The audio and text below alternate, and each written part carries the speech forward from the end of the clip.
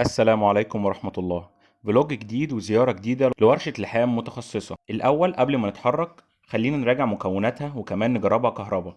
الكتالوج تمام، والفرشة والدراع تمام، وكذلك وش اللحام والإزازة السيفتي، وطبعا الكابلات كله تمام.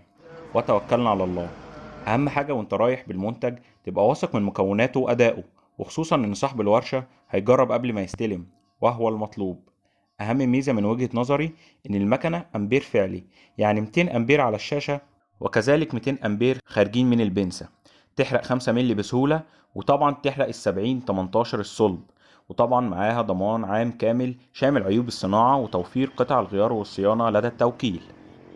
ووصلنا. ده سلم الكهرباء اللي بينزلك على أرض اللواء. صباح الفل على أهل سلم الكهرباء كلهم. كمان ميزة في مكنة اللحام دي إن هي خفيفة الوزن، سهل تتنقل بيها في أي مكان، تطلع بيها أي ارتفاعات أي سقالات من غير ما تقلق. طبعا هي تيار مستمر دي سي، وبتشتغل على الكهرباء العادية ال 220 فولت اللي موجودة في أي مكان. حاسب يا عم ما تخبط المكنة دي، رونكس دي بضمان سنة ملكش دعوة بيها. الشارع هناك أهو مش مستاهلة توك توك بقى.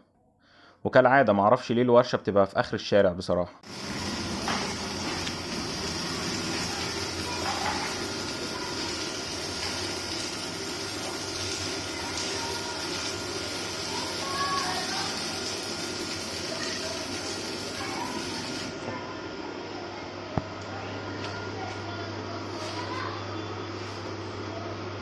لو عجبك الفلوج وعاوزنا نستمر فيه اكتب لنا في الكومنتات وشير الفيديو عشان الناس كلها تتفرج عليه. دمتم بخير.